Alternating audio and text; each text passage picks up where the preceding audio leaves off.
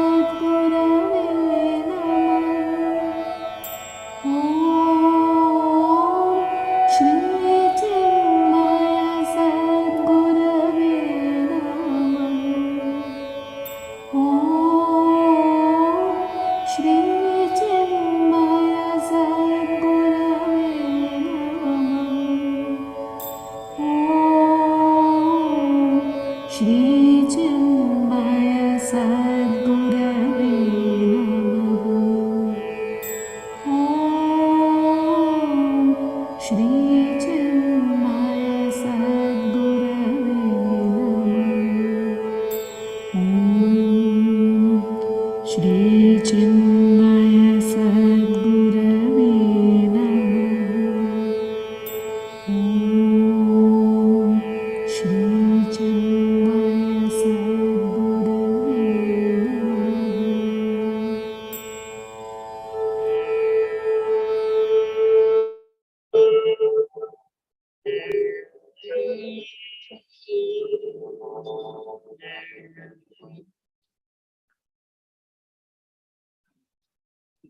Okay, Hari Om.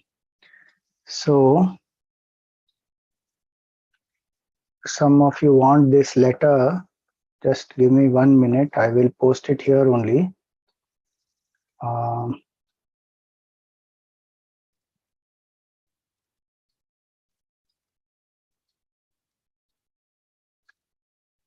Yes.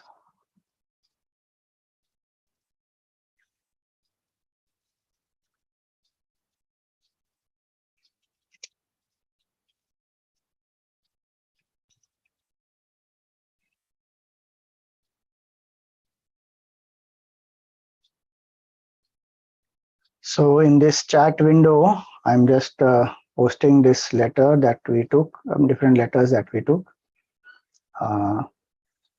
You can download it, and whoever wants to use it can please use it. Thank you, everyone. Om Purnamada Purnamidam Purnat Purnamudachyate Purnasya Purnamadaya Purnameva Vashishyate. Om Shanti Shanti Shanti.